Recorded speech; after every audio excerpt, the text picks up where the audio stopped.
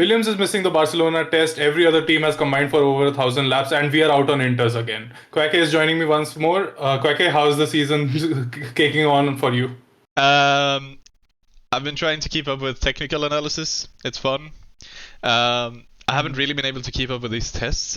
I've seen we have some lap times in here, which is going to be interesting. But also, like, Yeah. a lot of these probably don't mean anything. But we'll get onto that later on.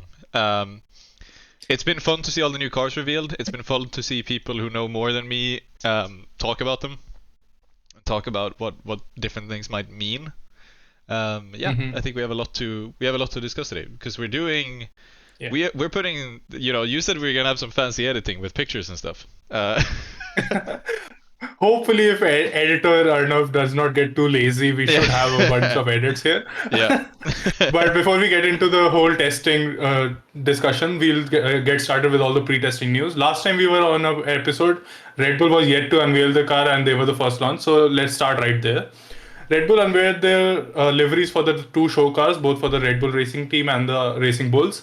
And during the launch, there was a bunch of talk about various aspects of the Ford partnership, as it was mainly a Ford launch.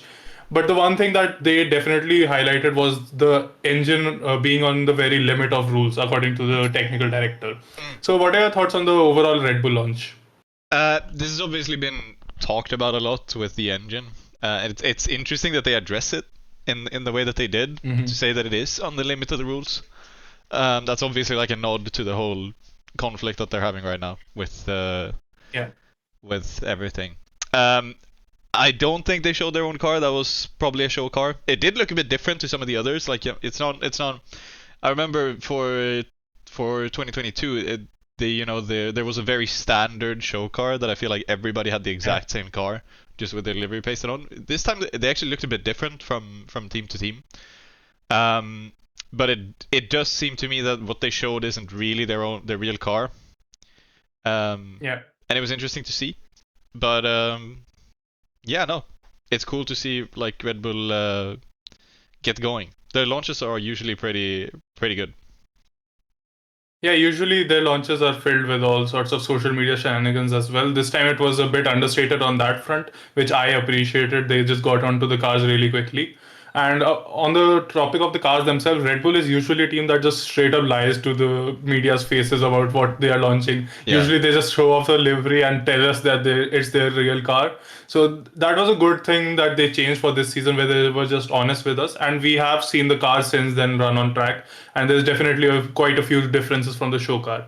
But on the topic of the Red Bull's powertrain itself, that is something I've been beating on about since they announced the project in, I think, 2022.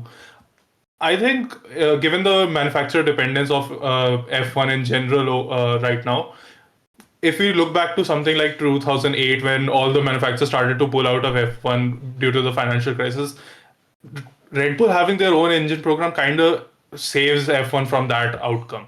Even if manufacturers decide not to go ahead with this is a F1 team in itself that makes their money, a lot of it, from F1 itself. So that could be a way for F1 to survive through the tough times. But in the times when it is all good, like Audi's coming in, Red Bull has everything it needs to get onto the level of someone like a Mercedes now. Yeah, I mean they are, with being their own engine manufacturer, they are kind of a works team, which feels weird to say. Hmm. Like it's a Red Bull works team. Um, but Yeah. yeah, it's I'm really interested. I think they've obviously carried over a lot of. I think they have carried over a lot of Honda's engine operation. That was at least part of the original deal, and I can only imagine that they've carried over quite a lot of staff. Um, Yeah. from that operation. Obviously, Honda still have their own engine operation as well, which I'd be interested to know how much of that technical knowledge has like gone back and forth. Um, So from what we can tell is some of the Honda staff that was living in Milton Keynes and working around the Red Bull campus has switched over to Red Bull, but a lot of it has also stayed at Honda. So it's not like either team has taken over from the old Honda works as a whole, but both yeah, of them have some of the knowledge. Plus, Red Bull has been quite aggressive in their hiring of people from Mercedes. I think the technical director himself is a former Merc guy. yeah, and that's really interesting because we don't really know everything we know about Honda in the past. We don't really know now, and everything we know about Mhm. what is now Red Bull powertrains. It's a bit, Yeah. we don't know how things have changed up. Like things have changed up. I think the most I can go off in terms of technical knowledge when I'm watching the cars is hearing the sounds, and it sounds like Yeah. an old Honda engine. So like they have that Mm-hmm. the low rumble when in low revs, um, which is yeah. I think it's gonna be a little bit Honda-esque, and that I'm happy about. I've been impressed with the Honda power unit for the Yeah. past couple of years, and I've been impressed with that partnership. I Mm-hmm. think honestly, running aside, I just have kind of a good feeling around Red Bull this year, which feels good to say. I mean, Yeah. most years I do, but but this year, some people have been real downers about how they've sort of regressed in the last couple of years, and it's been they've lost a lot of technical staff, they've lost a lot of staff in general to Aston Yeah. Martin, and Mercedes are being hyped up as having a big advantage. So far, I actually feel pretty good about Red Bull. I feel like maybe their disadvantage isn't as bad. Yeah, considering everything that could have gone wrong for them, given the people they've lost, like you mentioned, Yeah. it looks like a positive start to the season. And one other thing that we can say for sure is that their engine requires a whole lot of cooling because we saw the Racing Bulls on a shakedown a few days later, and that airbox is huge. Yeah. Um, I don't know what's going on about that, to be honest. It looks super. I cannot imagine. I wonder what that tells you about, the cooling. To be honest, like it is Hmm. huge. Now that I'm looking at it in like a little bit with a little bit more attention, I'm wondering, is it actually huge or is it just wider? Because when I'm looking at it side by Yeah. side with the Red Bull car, you'd think these two cars have roughly the same cooling requirements. You'd think so. Run, Probably. running the same engine and being sister teams and everything. So it's interesting. But then I'm looking at the Red Bull car, and that's a pretty big airbox. It's just rounder. Hmm. It's not as wide. Yeah. And like if I'm comparing it to something like the Cadillac, which we'll get onto, that's a tiny airbox by comparison. It looks like anyway. So I'm wondering what that tells you about the Red Bull engine and about um, how that engine is going to be performing in because that's been one of the I think that over the past couple of years, at least my feeling watching a number of seasons, and watching the differences between different tracks, one of the things that I think Mercedes has had a disadvantage with compared to Yeah. Red Bull and Honda mostly has been cooling, and it's been how oftentimes you would have a Mercedes car having to back off a Red Bull car, especially on high altitude tracks, because it just runs too hot. So if you can't make the pass happen on a track like Austria, which is at an elevation Hmm. of 800 meters, I think, or Sao Paulo, which I think is also about 800 meters or so, maybe a little over a kilometer, and Mexico especially, which is 2 kilometers Yeah. of elevation. So a lot of the time you would need to have the Mercedes really back off and try to cool the engine a lot more than the Honda. You could run the Honda, it seemed, Hmm.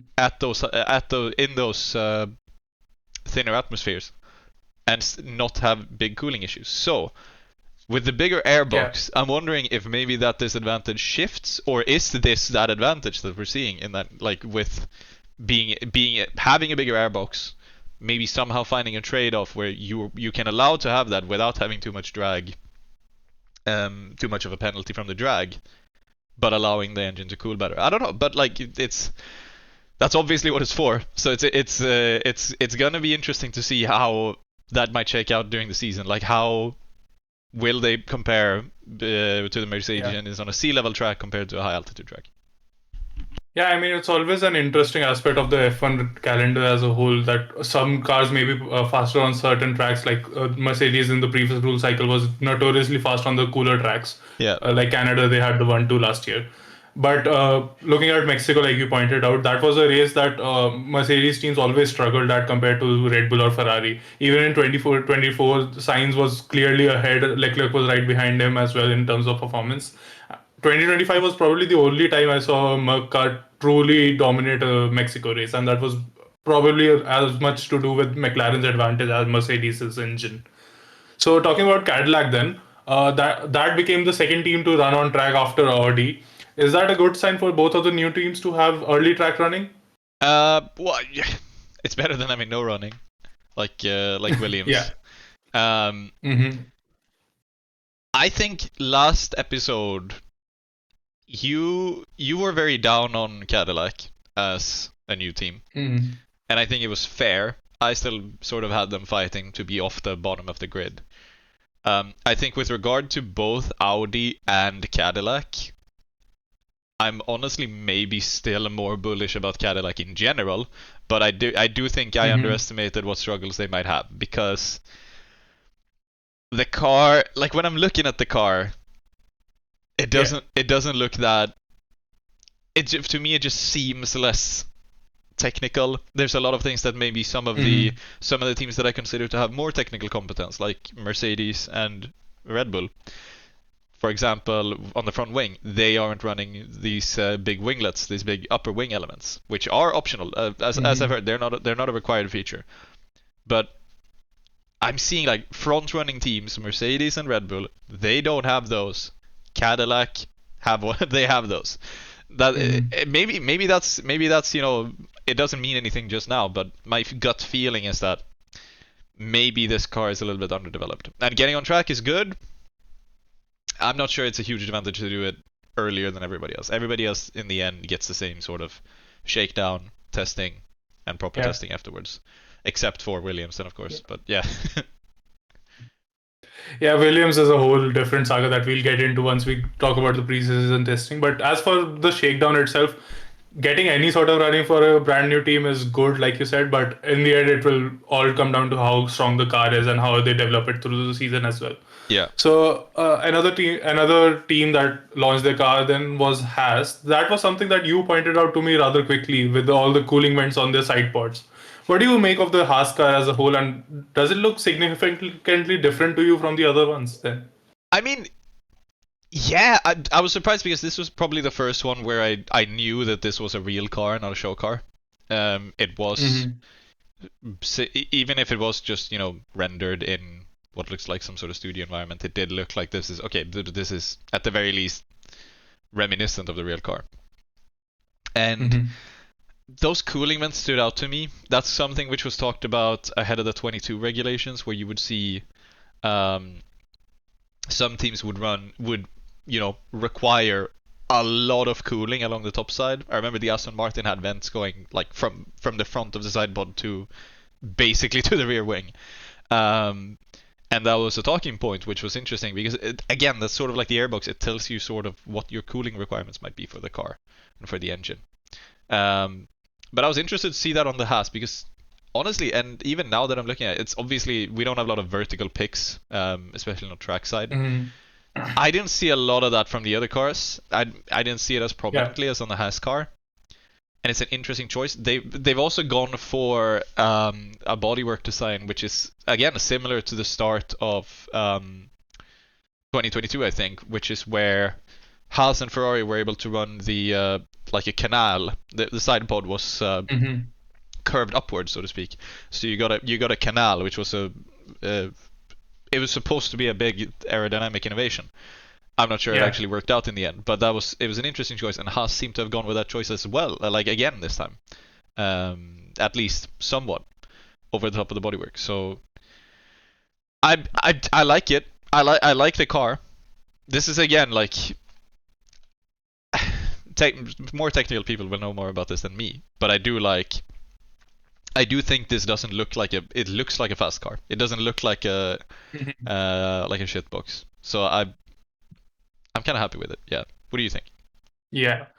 I think the Haas looks, like you say, it looks like a fast car. Obviously, I am not a very technical person when it comes to F1, but from what I understand and from what I have read, it's a car that should give them the potential to set it up nicely for pretty much any racetrack. And Yeah. honestly, given how good Ollie Behrman has been with a car that is loaded up on the front, like Max Verstappen prefers, if they can give him that consistently, any car can theoretically become a podium contender possibly. So that is Yeah. something I'm really excited for with Haas, and connecting this to the Ferrari launch as well. We know that Haas takes a lot of elements from Ferrari. So on the Haas side, I think it all makes sense. They get the parts from Ferrari. They have designed a good car around it, hopefully. But on the Ferrari side, I was a little shocked to see them switch the rear suspension up again. I think they went from pull rod to push rod back to pull rod, or the other way around this time. Do you think Ferrari is just struggling to find a consistent set of regulations for themselves to excel in? Because they keep switching things around, they keep flip flopping from one design to another. I mean, yeah, that's a fair point. I think they stuck it out with the rear suspension for a long time. It's been many Mm-hmm. years where they've been running the same rear suspension, and everybody else has been sort of switching, and they finally bite the bullet. And I can't remember which way it is around. They used to run pull rod, now they run push rod. Yeah, I think for 2026 is push rod. Because they were talking before, they were running pull rod for years and years and years and years, and it felt like that's a Yeah. Ferrari thing to do. Now it's push rod. Um, as a lot of other teams are doing. I think the only other team which I saw running something unorthodox in the suspension department was Cadillac, and they were still running Mm-hmm. a push rod in there, but a pull rod in the front. And again, when Cadillac is a new team on the block and they're the only ones who have made a design choice, I kind of feel like it's Yeah. more likely it's a bad choice than a good choice. is my feeling. Um, but about the Ferrari, it's like I'm not. No, there's something about this car that I don't like. I can't put my finger on it, but it's something about the front wing. It's something about the side pods. Um, yeah, I just don't know. And also, like again, talk about the airbox. That's a tiny fucking airbox. Yeah. Like compared to the other cars, it's quite different in a lot of ways. And I know they have talked about putting on a lot of upgrades between the testing and Melbourne and the early races. But if they get the wrong start off in the starting of the regulations, you could end up in like a must-day situation for 2022, where the time that it takes for you to get back onto the level just cripples you entirely for the regulation. And given the scenario at the team right now, you might see one or both of the drivers move on if the team struggles enough. I mean, yeah, I could see Hamilton retiring outright. Mhm. If it's too bad of a year, I could see him just walking away. Um, Yeah. Charles, I think, has had worse cars than this. Like, let's remember that Charles has been driving Ferrari cars that could not score. Uh, he like Yeah. some races. Okay. I think Yeah, at that's the, fair. I think at this point, you'd think he if he was gonna get fed up with Ferrari being trash, that would have happened by now. I think he's staying. Hmm. But I could absolutely see Lewis just walking away. Yeah, I could see that happening if it is Yeah. just because he's now that's he made this as like a dream move to drive for Ferrari once in his career. Yada yada yada. Um, how exactly has that been considering how bad the actual performance has been last year, and Yeah. if it is this year as well, then you're kind of like how hard do you cling on to that dream of winning a championship with Ferrari at that point? Hmm. Yeah. Another thing that every driver moving to Ferrari always points out is the love and the adoration of the tifosi that they get. Yeah. We saw an aspect of that social media frenzy during their shakedown as well. Now, before we talk about it in its entirety, I would like to give some numbers for the viewers as well. The Fiorano track is around 3 kilometers in length for a lap, and if you took a 15-kilometer demonstration event instead of the 200-kilometer filming event like most other teams did, that means that you can only do 5 laps of Fiorano. And that was what Hamilton and Charles Leclerc were both doing during their shakedown, during which Hamilton stopped on track and instantly a countless number of posts went up on social media saying that Ferrari has already failed to launch. Do you think that is Oh, something that we are going to see a lot across 2026, given the secrecy that we are seeing from all the cars from F1 itself? Because that just looked to me like someone should have talked to Ferrari and confirmed it before posting it. yeah. I mean, this is another thing with the closed doors test is that everybody's just working with little scraps. Even big media publications are just working with tiny Mhm. scraps of information. And at some point, I mean, you have to talk about the stuff that's happening. And if it's Yeah. you should do it responsibly. Um, it's obviously not something which did Ferrari fail already. Maybe that wasn't the case. It's again like you jumped the gun, but in the end, it's the fog of war of media in that sense, and Yeah. yeah, it's like you. I don't think it's a huge deal, but I think we'll see a lot of that up until the Bahrain test probably. Yeah. Okay, taking a brief Nürburgring detour now. The NLS announced that their first race will be moved earlier to fit the F1 calendar. And the rumor around the block is that Verstappen is trying to participate in that race, and there was some pressure from the Mercedes board and Total Wolff as well to make that happen. What are your thoughts on Verstappen's extracurricular activities that he keeps getting into, and are you excited to see him in a 24-hour race? I mean, yeah, that's obviously cool. I don't mind him doing other stuff. I think it's interesting. It's always interesting to see F1 talent try out other categories, and it's especially fun to Hmm. see somebody do it like in their prime, because almost everybody else who does it after their Yeah. career or after their clear prime. Alonso didn't really attempt the Indy 500 until 2016 or 2017. Yeah, until his first retirement, I think. Yeah. No, he did it in 2017 because I think Button ran the Ah, McLaren right. that year Okay. in Monaco, because that's a scheduling conflict every year, Indy 500 and Hmm. Monaco. Um, and I mean, you see Grosjean obviously maybe would have hoped to had a couple of more years in F1, but he's moved on to IndyCar. And we're seeing Kimi now way past his prime, past retirement, obviously trying out a whole bunch of stuff, NASCAR and whatnot. So Yeah. it's interesting and quite rare to see Max. Well, how does he stack up with some other drivers from other categories in these 24-hour race? Because you do get a lot of mixed talent here. I feel like you get a lot of Formula drivers who have driven not necessarily F1, but you've seen them in Formula E, you've seen them in Formula 2, you've seen them in a lot of different Formula categories. Hop into a sports car and drive a 24-hour race, sometimes in the same car. Like Sebastian Buemi is one driver who was had quite a successful endurance Yeah. racing career afterwards, I believe, and he's driven both. He's Hmm. one of the big drivers in Formula E history, and obviously also has Yeah. done F1. So, but that's again, he is way past his prime. We're seeing Max probably in Yeah, the I prime of mean, his career. Antonio Giovinazzi would be another name, right? Yes, yes, He's won the Le Mans multiple times. He's the Ferrari driver right now, and he's doing everything he can for that Indianapolis team. But he was definitely past his F1 career when he started doing that. yeah. But this might be his prime. Like this might be his prime as a driver, and it's interesting to Yeah. see how does that stack up. So, um, I like it. I like it. I really don't mind it. I don't think Max is a driver who I don't think needs. He can afford to take some time off in that sense. Hmm. Yeah, this is something I mentioned about in our normal domain of Counter Strike as well. If your team is doing well, if you are doing well individually, then take all the time you want off, do all the extracurricular stuff that you want. But if your team is struggling, like we saw from Max last season, it's all hatches down and focus entirely on your team and everything. Yeah. Yeah. So one more quick news for you: no more Aston Martin safety cars in F1. Do you even care? What do we have instead? I haven't heard. Mercedes? It's just the Mercedes. Yeah, Mercedes Ah, will be taking over the entire calendar now instead of just half the races. I don't care whatsoever. The Astons were cool and all.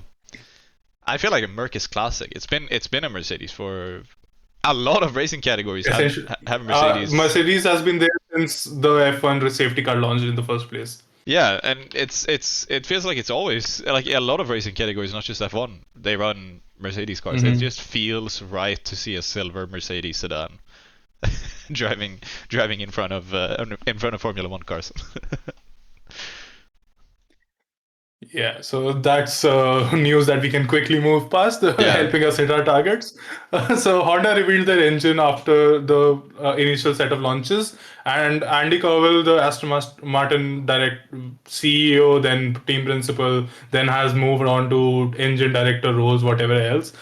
He was talking about during the launch that the compression ratio trick that we have talked about a lot is a part of pushing the limits of an engine design, and it's now up to the FIA. And his counterpart from Honda further added that now that this trick has been used and is likely to stay in, they might have their own things to clarify from the FIA.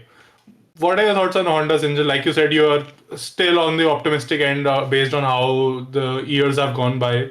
So, what are your thoughts on the Honda launch? I yeah, I mean, how much can we really take from this except for what they're saying? If they have tricks up their sleeve, Hmm. then you know, go right ahead. That now is the time to use it early on in the regulations. There's no point holding on to it. Um, I mean, yeah, it's we really just don't know. I think the partnership with Aston Martin is one which could be very productive. Again, a lot of Red Bull staff has been able to move there, team wise, and the Red Bull Honda partnership was very successful. I can absolutely see that carrying on, but Yeah. we really don't know. Honestly, we really don't. If there's some edge that they can find in the engine department, which they can use to fight back against this compression ratio trick, that's exciting. It's that could be really fun. But what can we really take away from it? It's beyond what Yeah. they're saying. If they say the engine is good, then I guess the engine is good. But they don't really say that. But like, yeah, Yeah. Yeah, if anything, they were saying that the engine development cycle has been a bit tough and there's a lot of challenges still to overcome. So, in that aspect, maybe they are setting the expectations low, and over the cycles, we can see them emerge towards the top. yeah. But the before we move into this Audi launch event, I have to ask you this: did you watch this live? No, I did not. Okay, that is a good thing because you spared yourself a lot of pain. Because I watched this live and there was a solid 25 minutes of just people walking up the stairs. So already had the launch event in Germany. There was a lot of stairs, a lot of opera. Nico Hülkenberg and Gabriel Bortoleto were obviously on stage talking about the cars. What are your thoughts on the Audi launch as a whole?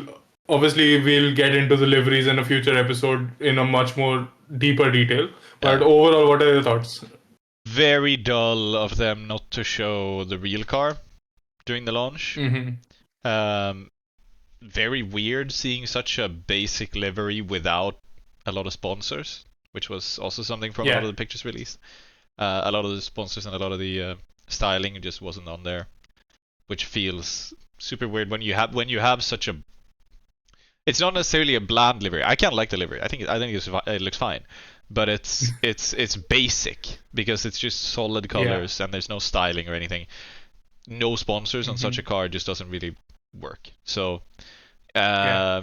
uh, weird. And I mean, if it was a lot of pomp and a lot of stuff around it, then that's kind of wasn't really worth it. Hmm. Exactly. It wasn't really worth sitting Yeah. through the spectacle. It sounds like. Yeah. I sat through the entire stream and honestly learned basically nothing from it. So yeah, in that sense, the launch was kind of underwhelming, especially with the livery that they had shown as a concept car almost a year ago as well. Yeah. So, one more engine detour that we probably have to take is Audi talking openly that they fear the compression trick could create a significant gap ahead for Mercedes and their power teams. Is that like throwing the towel in from Audi before the season even begins? This is once again last episode I think we were both decently bullish on Audi. We weren't Yeah. counting them out entirely. I've reconsidered sometime afterwards because I was like, they have a brand new engine. They are. Mm-hmm. I mean, I get everybody is building a new engine, but this is not just like there's no F1 competency you can pull from. I'm sure they've hired somebody, or a Yeah. bunch of people, but it's not like Mercedes who have been developing engines for a long time now. F4, F1. There is gonna be a knowledge gap there, and I don't Mm-hmm. think the compression trick is gonna be the compression ratio is going to be the difference maker. I think the difference maker is going to be that Audi's engine might just be worse because it is new, and because it is not. I mean, probably not the best. So Yeah. I'm worried about them in that case. So they could be anywhere from dead last, like very far behind, to somewhere in the lower midfield. And I don't think it's a compression trick which is going to do it because they're probably going to be competing with what Ferrari engines, probably racing Mercedes bulls. in the Alpine. Yeah, Mercedes in the Alpine, Racing Bulls probably. So maybe they're going to be competing with all the other engine manufacturers. Maybe Hmm. maybe Honda can, maybe Aston Martin can stay a bit higher up in the field. But it's gonna be tricky for them, I think. So, but if I'm looking at the car design, which we have seen on track, I'm more Hmm. optimistic there. Just as a brief note, than I am around some other parts. Like I like a lot of the elements are reminiscent of other cars, which again is like Yeah. it's fun to see the differences, and it's gonna be fun to see which elements work out for different teams. But like I said again, with a new team and with a lot of new people, a lot of new engineering. If you see stuff that nobody else has done, I would be inclined to think that's a bad decision. Uh, Yeah. but I'm not really seeing that. I think this is a lot of like the mini barge boards things are reminiscent of a lot of other teams. The front wing looks not overly complex, but it's I like it. The bodywork in general looks not not bad, just sort of run of the mill. Looks fine. Looks like they have a lot of concepts that, if these concepts fail, that's going to be a failure for a lot of teams. Is sort of how I feel. So yeah, it's going Yeah. to come down Yeah. to I the think I engine. tend to agree. Yeah. Hmm. And like the last time the regulations changed, where Alfa Romeo took a march from all the midfield teams and were genuinely competing at the front end for points. Uh, Audi is once again rumored to be on the weight limit. Plus, like you mentioned, all the bodywork looks in order. Everything looks similar to what we have seen from the top teams. So if something fails on that end, then everyone else will also be suffering a lot. Yeah. So there's still a lot of positive signs for Audi, but some of the talk that they've done in the interviews and the track running that we'll soon get to, it is looking a bit less optimistic than I was last episode. Yeah. I think there's good reason for Talking, that. Yeah. yeah. Yeah, talking about optimism, I ended the last episode by saying Alpine would not finish at the bottom of the table, and they were the next to launch the car, this time on a cruise ship. And I hope that that does not signify the car being like a boat on the F1 track. um. Hopefully not. No. I mean, Yeah, what are your thoughts on the cruise ship launch and everything that Flavio Briatore is slowly bringing back to F1? Flair is fun. I think in this sport, obviously, you have to take a bit of that because it is, in the end, it is just billionaires driving around in very expensive cars Mm. around the world, in a big extravaganza. And you do have to take some of the flair, like the flair comes with the turf in that sense. Um, Mm. but I think I respect a car launch when the flair actually leads to something interesting. When Yeah.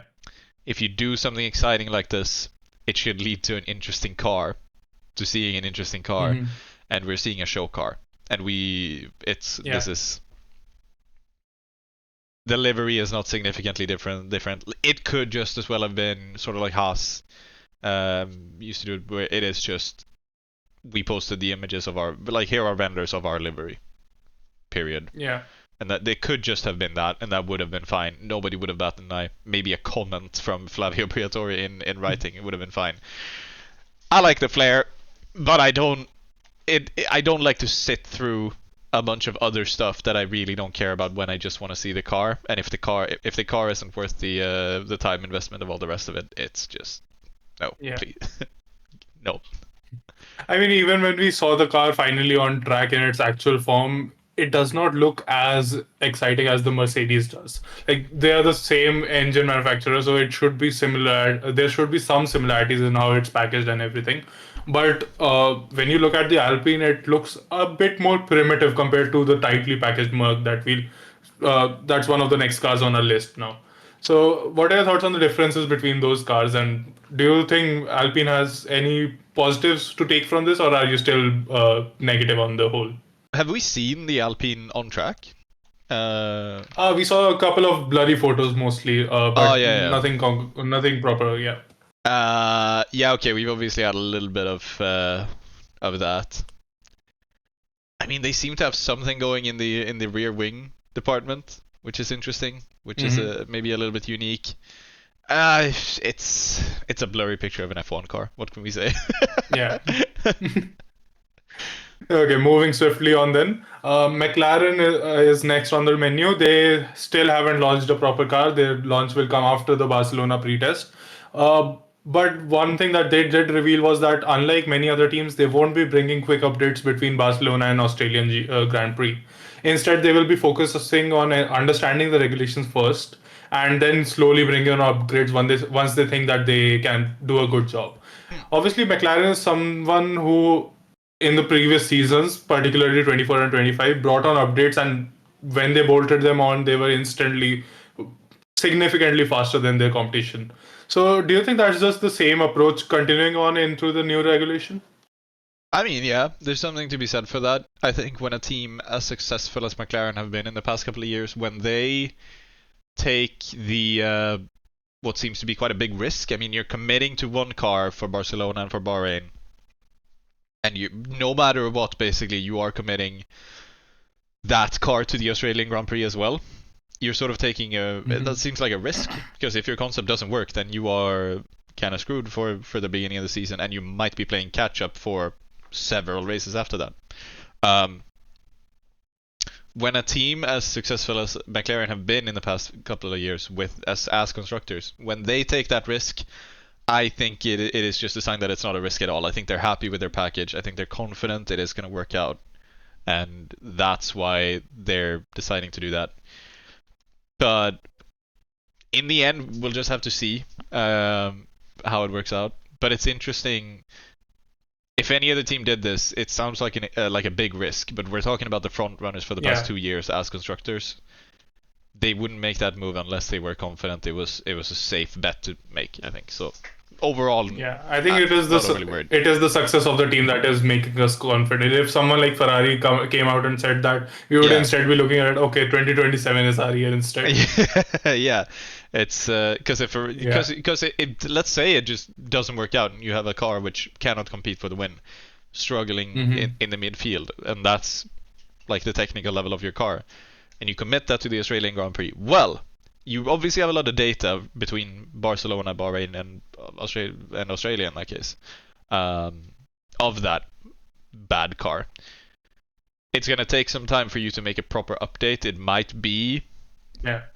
2, 3, 4 rounds. That's a lot of points that you Hmm. miss out on. Like, and especially with how tight some of these margins can be, and how Yeah. important every race is. Then yeah, it could be a could get tricky for them. But I don't think that's gonna happen to McLaren. I think they're happy with their car. Hmm.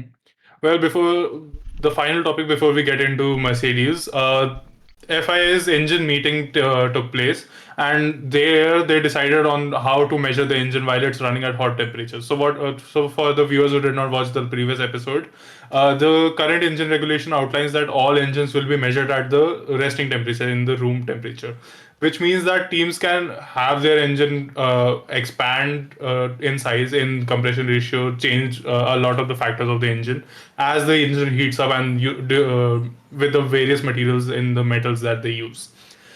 Still, despite agreeing on a way to measure it, there has been no guarantee that there will be a 2027 change to the regulations to push these into effect. What are your thoughts on the resolution that they have come to, and do you think it should have been implemented for 2027? No, I think it's just good that they've decided on something. It's if no, I don't have any big thoughts on this. I think it's good to make a Yeah. decision. It's good to make a ruling. Teams shouldn't have to operate in ambiguity, and it's Hmm. good to get this clarified. I It doesn't really matter which one you take. I think as long as you pick one of them is the thing. It's the overall impact doesn't really matter. Just decide on Yeah. how to measure it, and that's what we're gonna stick to. It doesn't really matter if you change it or not because the regulations are as long as the regulations are static year to year. Yeah, that was my big concern as well, given what we have seen from Mercedes and Red Bull and how excited they are for their engine. If you suddenly pull the rug out from under, then that is just a huge change that could take years to rectify itself. Yeah. So I'm glad that they have come to a resolution, and I also agree that if they even if they have to make a change, it should come in a year or two instead of being pushed for just the next year. Then finally, we get to the most exciting car that everyone has been waiting for. Mercedes' Silverstone Shakedown went extremely well for the team. All 200 kilometers that they are allowed to cover was covered on track. They did not run into a single problem. Is that some of the 2014 ominous feelings coming back for everyone else? Mercedes are always quick in testing. I will be the first to say. They're always, Hmm. or well, okay, when they were dominant, they were sandbagging and they would, "Ooh, we're actually not that good," and then they would come out and look really good in the first couple of races. Yeah. But in the past few years, when they've been on the back foot, they've always looked very quick. I think they've had the top time in pretty much every single preseason test I've seen since Hmm. 2022. Um, and it's always a bit ominous. But having reliability is a good sign. They are, Yeah. according to some, pretty big favorites for the season. Their engine is rumored to be very good. I like this car. I like this car concept. If they have that reliability to do those 200 kilometers, great, Yeah. amazing. But yeah, we'll just have to see. I like they've genuinely innovated with their car. I think, and I think especially in the front wing Hmm. is where we're going to see a lot of these changes. There's a lot of the changes that you and I as laymen can sort of latch onto. It's Yeah. very different to a lot of other cars. It's very skinny. It's a very Hmm. thin concept, I think, which is interesting, and I wonder what that's gonna mean for. I mean, for the for the season as a whole. It looks a lot less draggy, but it's obviously interesting that Hmm. if just the sheer size of it should mean that it has less front downforce. Yeah, could be the case. One other thing that I would point to on the car is that the entire car is really tightly packaged around the engine. Yeah. Like, if you look at the engine covers, to me, it initially seemed that they might have gone with another zero side pod design. But the more I looked at it, it kind of gives me a bit more confidence on Mercedes as a whole.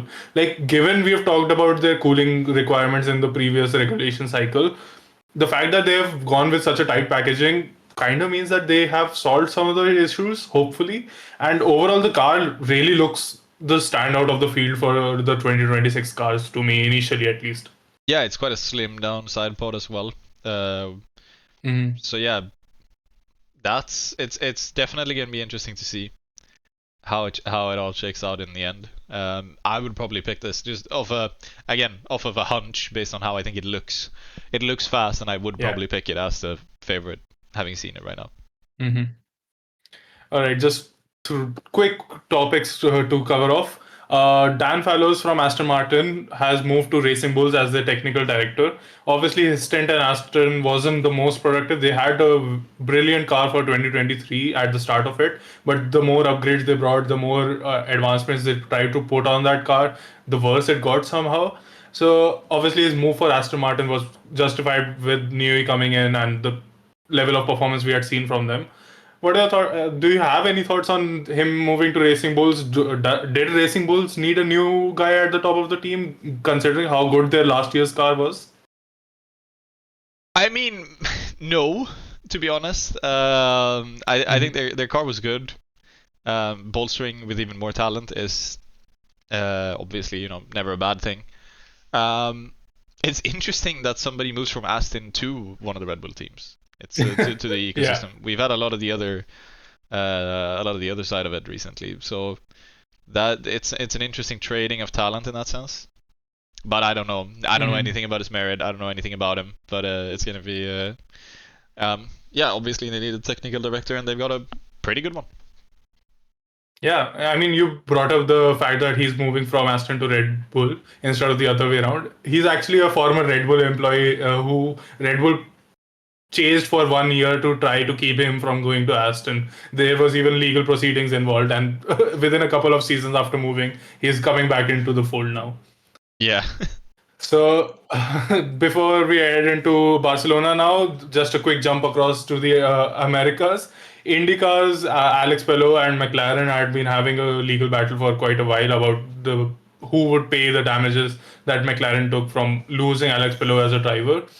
McLaren has been awarded quite a few millions of dollars in damages, and Chip Ganassi Racing is going to cover that for their driver Alex Pillow. What are your thoughts on the whole saga? Was Alex Pillow justified not to drive for McLaren once he had found out that he wouldn't be getting an F1 drive? I mean, look, this is all stuff that it all depends on what really happened, so to speak, which is probably something that we might not know. If it was implied that he would get an F1 drive, if he was promised an F1 drive, if somebody in the team said you were going to get an F1 drive, you are here to drive an F1, etc., then that's then that's obviously a different matter. I don't think he should have expected it just because he went to McLaren in IndyCar. I think, especially considering how good McLaren's driver lineup is, then no, he should absolutely Yeah, not I have mean expected McLaren it. definitely. Yeah. Yeah, McLaren definitely isn't regretting bringing Oscar in instead of Alex Pillow, I would No, imagine. they made a great choice in that sense, Mm. and in the end, it just comes down to what really happened. It's we don't really know what happened, but yeah, it's expensive for Palou. You could also imagine maybe knowing how expensive this might have become for him and his team, he maybe wouldn't have fought it as hard if he didn't know that he was probably in the wrong, in a way, or sorry, Mm-hmm. he wouldn't have fought it if he thought that he was in the right. I mean, or the other way around. Fuck, what am I saying? He probably he probably felt that he was definitely in the right. Otherwise, he wouldn't have fought it this hard because Yeah. it would become expensive, and it has now become expensive. There we go. I got it out in the right order. Mm-hmm. So in the end, I mean, tough luck. This is what happens sometimes. It's interesting that it happened twice Yeah. to a McLaren connected driver, where such a dispute about how there can be such confusion about where you are driving in the future, considering there are two Mm-hmm. contracts that are supposed to be well formulated and agreed upon. But Yeah. yeah, it's an interesting bit of drama, if nothing else. Yeah. Well, you got the words out in the right order, but someone who has missed their order of running, Williams is missing the Barcelona test entirely. And according to reports and something that James Wall has kind of confirmed in a statement that really did not tell us much, the team faced a crash test failure in one of their early crash tests, and since then they have rectified the issues. They are going to be ready for the Bahrain launch, but the car still remains overweight like some other teams. What are your thoughts on Williams missing the first shakedown entirely? I'm less optimistic than I was last episode about Williams, obviously, and not getting any Barcelona running. Mm-hmm. A crash test failure? I feel like we've had that before with Williams. Am I completely With wrong about that? Alpine as well. Oh, I Alpine think maybe it Williams, was. I'm not sure, but Alpine definitely did. Alpine maybe it was, yeah. I feel like this was something last year or the year before, which was Alpine 2024 was definitely overweight because of that reason. They were yeah. like a point 0.7 slower. Yeah. So for that, yeah. It's gonna be rough for them. They're playing catch up for sure. But I'm interested to Yeah. see what sort of concept they have gone with when we actually see the car, because again, that's another team. A lot of investment, a lot of good technical talent which has been added, and probably a lot of good feedback from two very good development drivers as well. Yeah. So when we see them on track, I'm interested to see what they do. I hope we get that soon. But it is a big setback to have to do this. Yeah, exactly. This is similar to the 2019 Williams car that just did not run in the first few days of testing. Yeah. And in the season, they were definitely the slowest car out there. They were like several seconds behind the lead cars. So hopefully it isn't as bad as that time. Considering the drivers they had, it really shouldn't be. But even then, we had George Russell in the car back then. Yeah. So tough times ahead for Williams for sure. Indeed. The other team that is struggling to make the test and is only going to get out today on day four of the test is Aston Martin. Another team that has all the hype going in for 2026. They've got all the technical people in line. They've got at least one good driver on their roster. New is coming in. New is designing this car. So much has been made of the Aston Martin project for this year, and suddenly they are also late to the track. They are only going to get 2 out of the 3 days. Is the Aston train coming off the tracks already? Yeah, surprisingly big setback for them, considering how much not just hype but genuine warranted hype I think there's been around the Aston, and I think I've had around the Aston, that it should have been Hmm. very good. It should have been. It feels like it's supposed to be. Missing a bunch of track days is obviously bad. I still think, considering this is the first, I mean, we have the Bahrain test as well. This is Yeah. just a an in-house test where you get to do some running. Compared Hmm. to Williams missing this entire test, it's good to at least get 3 days on track to test out your Yeah. most important, run your most important test your most important concepts, and work with that up ahead of Bahrain. Basically, Williams obviously won't get that now, so no bueno. Yeah, across the other 9 teams on the first 3 days, there has been over 1,300 laps of testing. The first day alone saw several hundred laps completed, which is a huge step up from 2014, where only 94 laps were completed across the whole day. I'll just run you guys through the results real quick, just the top times from each of the day. Hajar was setting the time for Red Bull. After 108 laps, he had a lowest time of 1 minute 18 seconds. Day two saw Verstappen hit another time of 119. That was with a wet track, so that is relatively in line. And then finally, Antonelli and Mercedes put in an absolutely amazing shift between himself and Russell. Both of them hit 117 with Antonelli at a 117.3. Mercedes is in an early lead in laps, over 300 completed, no signs of unreliability like we talked about earlier, and even in terms of the fastest laps, they're at the top already. What are your thoughts on that overall? Is there a reason why only Red Bull and Ferrari ran in that wet session? It was a wet session, so they none of the other teams wanted to waste a day of running on that. I see. All right. So Yeah. Ferrari only got on because they weren't there on Monday. Yeah. Mercedes obviously with a great time on day three, with both drivers there, both of them hitting 117s, being it looks like the only drivers to be able to do that. My Hmm. initial thought is that I am only counting 45 laps for Cadillac and Yep. what is that? Less than 100 laps for Audi over 3 days, or with Hmm. 2 days of running because they didn't run in the wet. Um, which is not great, especially that Cadillac 11 laps for Perez is not exactly great. I think that wet Yeah. time from Verstappen is really good at 119.5, considering Hmm. the other Red Bull and the other Ferrari ran in the 130s on that same wet day. And maybe it was a drier section of the track. For Leclerc also had a really good time there, um, but yeah, it's I mean yeah. I can't make any huge takeaways. I think the times are, it's obviously good to be quickest, but it's not a massive. I don't Hmm. consider it to be a big telling factor, especially this early on. Yeah. Reliability is what we're looking at. It's good to see a lot of running out of Haas. It's good to see a lot of like we had 108 laps from Hadja in the first day, and Red Bull obviously running on that wet day as well. Hmm. They got a lot of laps in there in mixed conditions. We have Racing Bulls doing a lot of laps as well, 88 laps on the first day Yeah. and 119 on the second day. Great, especially for Lindblad, maybe being obviously being a bit less experienced. Mercedes, a lot of Yeah, he laps got short a now. 120 119 laps for Lindblad on the final day as well. Yeah, Considering the new engine, all four drivers are having a lot of fun driving constantly out there, and there has been no unreliability really. oh yeah. So it's I mean it is maybe Cadillac. I don't know why they ran so few laps. That might be the only team Mhm. who seem I, like. uh, I think Cadillac and Audi both ran into a lot of trouble in their test. Audi in particular had to call off the second half of the day after Hulkenberg had a problem on the Yeah. first one, I think. And Cadillac too had a number of problems, and that is why they haven't run since the first day. They are waiting for the final 2 days to really solve the problems and get their running out of the way now. Yeah. Um. In the end, the real meat and potatoes is going to come in Bahrain. Um. Yeah. But it's good to see the front runners being able to put in some laps.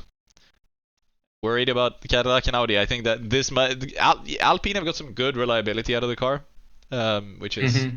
good for them. So Cadillac and Audi might be the fight for the bottom at the moment. But we'll see. We have three more Yeah. days in Barcelona, and that's starting today. Then, so Yes. we're recording Two this more on days, today and tomorrow. Yeah. yeah. At the time we're recording it is the Thursday of the fourth day of Hmm. testing. So yeah, Yeah. we'll get some more out of Aston. We'll get some more about um, out of different Yeah, I would like different to teams. point towards Red Bull. Yeah, I would go towards Red Bull for a brief moment. Mhm. Hajar had a bit of a off Yes. on Wednesday. Sorry, Tuesday, day two, the wet day of running. That's why he does not have too many laps on that day. He ended up into the wall. It was quite a sizable impact from what we have seen and heard across the social media networks. But the F1 official coverage described it as a brief off from Hajar, almost as if he just ran into the gravel and came right back onto the track afterwards. Do you think that is too much on the damage limitation side from the F1 official broadcast? Considering we have seen all the social media images and footage of that crash, and nearly every non hyper casual fan would know that the crash wasn't just a brief off. Hmm. It's good. Good point. I mean, yeah, it's obviously damage limitation to a degree. Maybe for F1 don't want to advertise their teams or cars struggling in this closed door test. It is still a closed doors test. I feel like Yeah. it would also feel weird if they did the opposite thing of saying huge shunt, like Hadjar with a huge shunt. That would also be weird. It's and I think in general they want eyes away from this test. So honestly, it might have been Yeah. better if they just didn't post it at all, if they didn't comment on it at all, to just have some leaks and that's fine, but Yeah. don't address it too much. Yeah, I agree. If you are going to change the narrative so much, might as well not cover it at all. Yeah, exactly. So the final few teams, McLaren finally hit the track yesterday on day three, as per their plan. And considering Mercedes, Alpine, and all the other Merc Power teams are doing so well so far, McLaren probably get a good amount of running in. The first day alone saw Norris do 74 laps. Obviously, not the high 180s that Mercedes did, but good initial start for McLaren. Yeah, very good. Um, it's a good start for McLaren, good start for Mercedes, getting reliability in there. Obviously, they have a lot of cars running the Mercedes engine. Just Mm-hmm. on day three, one, two, three, four, five, 5 cars out of 8 running the Mercedes engine. So obviously, they should get the most laps in as the most popular engine manufacturer. But it's very Yeah. good to. It's a good sign for them. A good sign for McLaren as well, considering what we did say they did commit Mm-hmm. to this technical concept. It doesn't look Yeah. like a complete failure. Yeah. Obviously, we can't take too much from the times that we are seeing at the first test, and it is still built as a shakedown, so a lot of teams might not even be going for their fastest times. But the fastest time is already down to a 117. In 2022's Barcelona test, it was a 119. Qualification that year was a 118.75. So we are already faster than the start of the previous regulations at the very least. Oh yeah. We had pole time of 111 and a half in last year. This year. Yeah. Uh, Yeah. so we're still some ways off that, but yeah, we're starting off good. We will have a lot of evolution year on year as well. So comparing to Mm-hmm. 2025 isn't entirely fair. But comparing to 2022, yeah, we should see slightly quicker lap times. I think we have. Obviously, I assume that they are using the active arrow in testing now. Yeah. So we should have better times on the straight. We should have better. Um, we should a slightly smaller, slightly lighter car. We should have quicker lap times in general, in that sense. Mm-hmm. So yeah, I would have expected to be quicker than the 22 test. So that's good to see. That at least that part of the regulations is Yeah, but the working. teams were still worried that this would be F2 levels of performance instead of a actual F1 car. So from that aspect, it is a really good sign that these cars are still competing with the last year regulations. Yeah, definitely. So it's Mm. yeah, I'm very happy about that. All right. So any final thoughts on testing overall? Three drivers over 100 lap days, two on 90 from Mercedes. So overall, what's your thoughts on testing? I mean, it's fun. I wish we could see more of it. Obviously, it being closed doors, uh, there's a point to that, but it would be fun to see some more out of it. I am Hmm. maybe people aren't in the know are wondering why we didn't really talk about Aston Martin that much. They just haven't launched their car. They haven't done anything Yeah. proper, and they also haven't done any running. They're starting to run today. So Hmm. that's a car that we just don't know anything about. We have no idea of what's going on there beyond what Honda have told us about the engine. So Yeah. it would be interesting to see some more. But I'm also mostly looking forward to Bahrain. Usually I don't follow testing that hard, but this year I'm very excited to see it. So I will genuinely be paying attention and watching those sessions as if it was Yeah, qualifying. that's my thoughts exactly.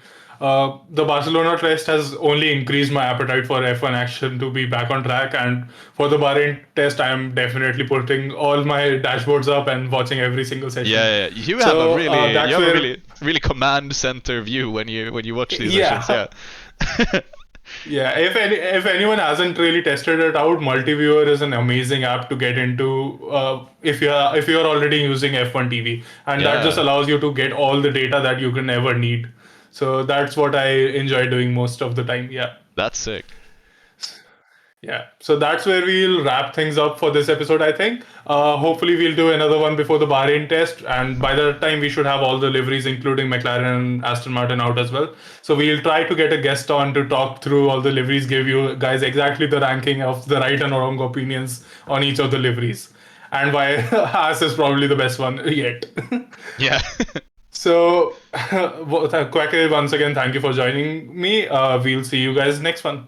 Bye. Bye bye.